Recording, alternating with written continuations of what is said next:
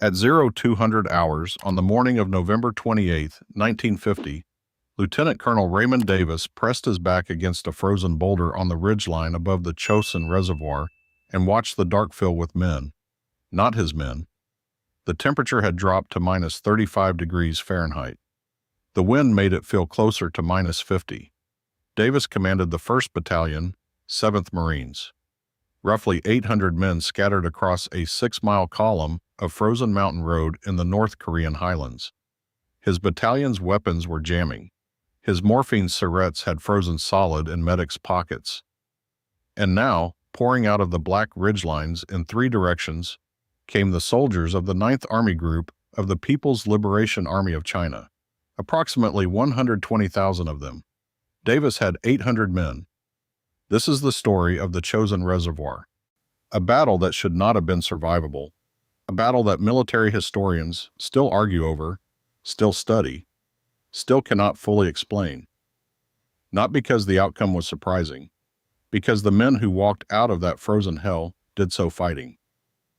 To understand how 15,000 American Marines and soldiers came to be surrounded by 10 times their number in the mountains of North Korea, you have to go back exactly 6 weeks, to a moment of supreme confidence that contained within it the seeds of catastrophe. By mid-October 1950, the Korean War appeared to be over. The North Korean People's Army had been shattered at Incheon in September. United Nations forces, spearheaded by the 1st Marine Division and the 7th Infantry Division, had rolled north through Pyongyang. General Douglas MacArthur flew to a forward airstrip near the Yalu River, the border with China, and declared the war virtually won. He told the men they'd be home by Christmas. The Chinese had other plans.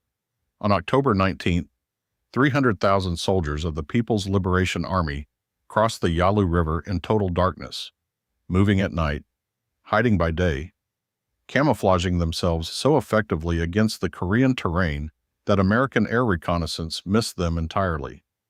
They carried their supplies on their backs. No trucks, no heavy equipment to photograph from above. They had studied the routes, the ridge lines, the choke points. They knew exactly where the American columns would have to move. They waited. General Ned Almond, ex-corps commander, pushed his divisions north toward the reservoir with almost contemptuous speed, said the Marines' own commanding general, Major General Oliver Prince Smith, a quiet, methodical Texan with a deep distrust of the pace being demanded of him, quietly ordered his men to stockpile supplies and build an airstrip at a tiny settlement called Hagaruri at the southern tip of the reservoir. Other generals called Smith overly cautious. Smith said nothing and kept building.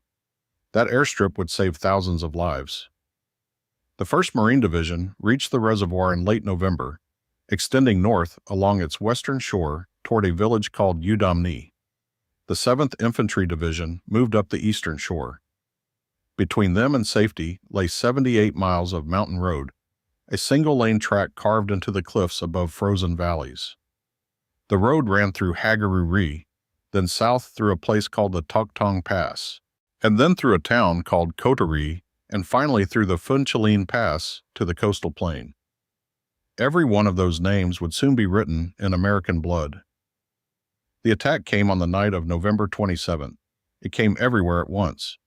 At Udamni, 2 Marine regiments, the 5th and 7th Marines, roughly 8,000 men, found themselves hit by 4 Chinese divisions.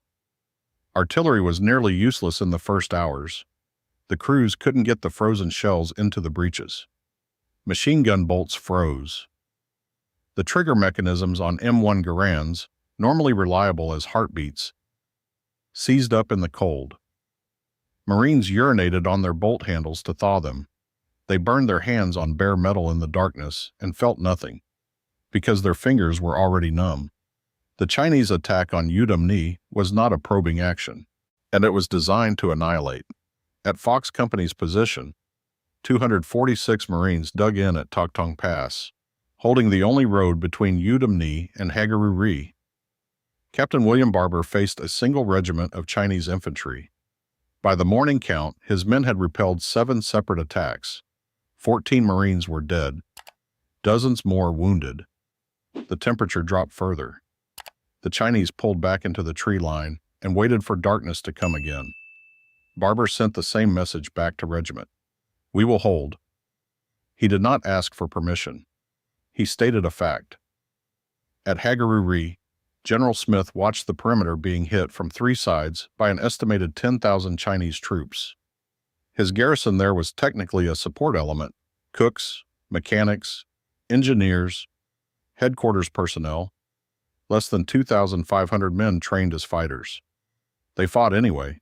Had a British Royal Marine Commando, Lieutenant Colonel Douglas Drysdale, led a task force up the road from Kotori in an attempt to reinforce Hagaruri.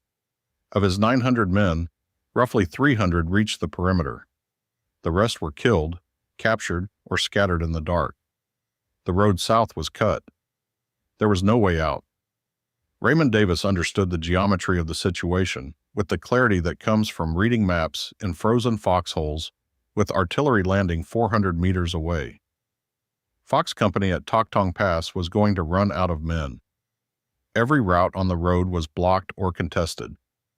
Any column that tried to move on the road would be fired on from the ridgelines above. The Chinese held those ridgelines. To hold them, they had to be present on them. Small units, dug in, with mortars and automatic weapons. And to clear them, someone would have to go over the mountains at night, in minus 35-degree temperatures, across terrain no American had mapped, on a route no one had scouted, against an enemy of unknown size. Davis requested permission to attempt it. He got it.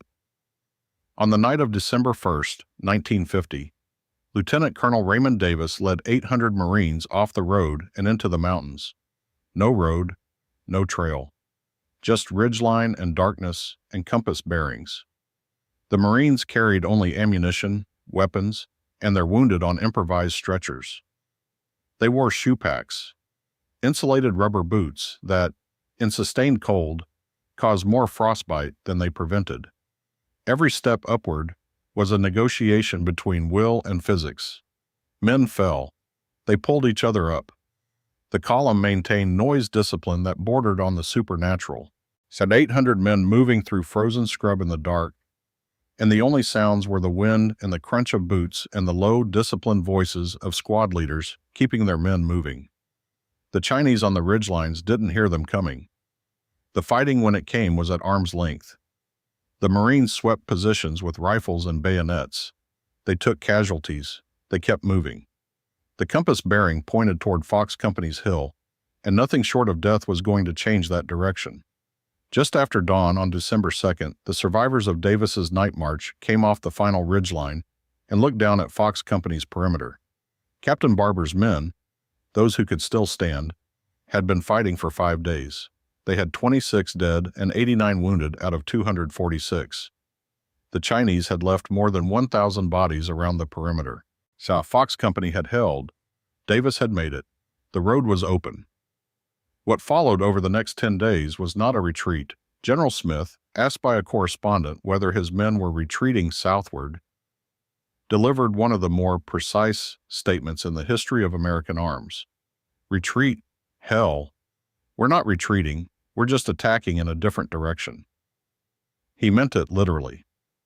The plan was to fight south, to punch through every blocking position between Udumne and the coastal plain at Hungnam, 78 miles away. The two regiments at Udumne would consolidate and break out. They would fight to Hagaruri. At Hagaruri, the wounded would be evacuated. Smith's airstrip, the one other generals had called unnecessary, was now the most important piece of real estate in Korea. And then the consolidated force would fight through Kotori, through the Funchalen Pass, down to safety. The evacuation of Hagaruri lasted 77 hours. Transport aircraft, C-47 Dakotas and R-4D Skytrains, landed on a 2,900-foot strip hacked out of frozen ground by Marine engineers who had fought off Chinese attacks while laying the surface. In 77 hours, 4,312 casualties were flown out. Men with frozen feet, shattered limbs, chest wounds, frostbite that had turned their flesh the color and consistency of charcoal. They were loaded onto aircraft that immediately took fire on the runway and lifted off anyway. Every plane that could be loaded was loaded. The column that left Hagaruri on December 6th stretched for miles. The Marines marched and fought simultaneously. Chinese units blocked the road. Yet Marine infantry went up the ridge lines and cleared them while the column below kept moving. Artillery fired in direct support. Airstrikes from Marine corsairs, flying so low in the mountain valleys that pilots reported seeing the faces of Chinese soldiers looking up, kept the flanks from closing. The Funchalen Pass was the last natural obstacle. The Chinese had destroyed a critical bridge at a place called the Trestle at Funchalen, a single span over a sheer gorge. Without it, the vehicles couldn't pass. Without the vehicles, the heavy weapons and supplies couldn't come out. Without those, what remained of X-Corps would be effectively dismounted and out of ammunition within days. The solution came from the air. 8 sections of prefabricated treadway bridge were located at Kotori, an Air Force C-119. Flying boxcars dropped them by parachute into the gorge. 3 sections were damaged on landing. 1 drifted into enemy territory. The Marines used what they had. Engineer Sergeant Guillermo Covarrubias directed the placement by hand, working in the open on a span over a 1,500-foot drop, under fire, in temperatures that made metal brittle. The bridge held. The column crossed. On December 11, 1950, the survivors of the 1st Marine Division and attached Army units reached the coastal plain at Hungnam. They came out fighting. This is worth saying precisely. No American unit broke. No colors were surrendered. No regiment ceased to exist as a fighting force. The Chinese 9th Army Group, which had begun the battle with approximately 120,000 men assigned to destroy X-Corps, she suffered somewhere between 40,000 and 60,000 casualties. Killed, wounded, and frozen to death. 3 Chinese divisions were rendered combat ineffective. The 1st Marine Division, in conditions that precluded sustained military operations by any reasonable military standard, inflicted damage on a force roughly 8 times its size, and then walked out with its weapons, its wounded, and its dead. American casualties were severe. Approximately 4,500 killed and wounded, with another 7,000 evacuated for frostbite. But the division existed. It was coherent. It could fight. At Hungnam, the largest naval evacuation in American history was already underway. Over the next 2 weeks, 105,000 troops, 98,000 Korean civilians, 17,500 vehicles, and 350,000 tons of supplies were loaded aboard ships and evacuated by sea. At the last units to leave, set demolition charges on the port facilities and the ammunition that couldn't be taken aboard. On December 24th, the charges were detonated. The explosion was visible 40 miles out to sea. Raymond Davis survived Chosin. He went on to receive the Medal of Honor for his night march across the mountains, specifically for leadership that, in the citation's careful language, resulted in the relieving of Fox Company and the securing of the main supply route. He served in Vietnam, rose to 4-star general, and commanded the Marine Corps from 1968 to 1971. He died in 2003 at the age of 88 and is buried at Arlington National Cemetery. He gave very few interviews about Chosin. When he did speak of it, he mentioned the men, not himself. William Barber, who held Toktung Pass for 5 days with a company of 246 Marines, also received the Medal of Honor. He carried shrapnel in his leg for the rest of his life and walked with a permanent limp. He retired as a colonel in 1970. Oliver Prince Smith, the general who built the airstrip that everyone told him wasn't necessary, retired in 1955. Military historians have since assessed his deliberate, methodical approach to the advance to the Yalu as the single most important tactical decision made at the command level during the entire battle, not because it won any engagement, but because it created the infrastructure that allowed men to survive what should not have been survivable. Fox Company's position at Toktung Pass is sometimes called the most successful small unit defensive action in Marine Corps history. Of the original 246 men, 82 walked off the hill under their own power. The lessons of Chosin took years to fully absorb. The frostbite casualties, nearly a third of all American casualties in the battle, drove a complete overhaul of cold weather equipment doctrine. The shoepack boot was replaced. Cold weather training was formalized and made mandatory. The field ration system was revised to account for caloric demands in extreme temperatures. The battle also demonstrated, at significant cost, the danger of extending a force beyond the range of mutual support in complex terrain. The X-Corps' two main formations, the Marines on the western shore of the reservoir and the Army's 7th Division on the eastern shore, were separated by the reservoir itself and by mountains that made lateral communication nearly impossible. When the Chinese struck simultaneously, there was no way to reinforce laterally. Each unit had to fight its own battle. The 31st Regimental Combat Team on the eastern shore of the reservoir, without the benefit of Smith's preparation and supply caches, suffered more than 1,000 killed and captured out of approximately 3,200 men. Task Force Faith, the last organized element of the 31st RCT, effectively ceased to exist as a unit. The survivors who reached Hagaruri arrived frostbitten, out of ammunition, and alone. Their fight was no less fierce for its ending. It was simply less fortunate. Military doctrine absorbed these contrasts. Post-Korean War planning for cold weather operations was fundamentally shaped by what went wrong for the Army's 7th Division and what went right. Precisely right, yet in ways that defy easy quantification. For the 1st Marine Division, the fundamental question military historians keep returning to is not why the Marines survived Chosin. The equipment failures, the temperatures, the odds, all of it points toward a different outcome. The question is what combination of training, leadership, and institutional culture produced men who, when surrounded and outnumbered and outgunned, did not collapse inward but instead attacked. There is no single answer. There never is. But the evidence is there in the record, in the after-action reports, in the Medal of Honor citations, in the casualty figures, the Chinese ones. 15,000 Americans, 120,000 Chinese. The Americans came out fighting. The Chosin Reservoir is called many things by those who were there.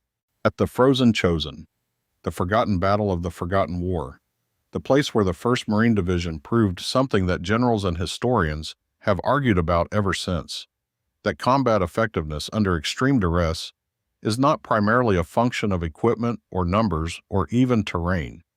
It is a function of men, specifically of what men believe they owe each other when the temperature drops to the bottom of the thermometer and the road south disappears under fire, and there is no option left except to move forward. On those frozen ridges in December 1950, 15,000 Americans answered that question with their bodies and their rifles and their refusal to stop. The answer has not changed.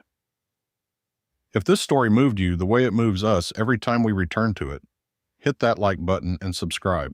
Yet every week we bring you stories like this one, the ones that deserve to be remembered. Drop a comment and tell us where you're watching from. Thank you for keeping these memories alive.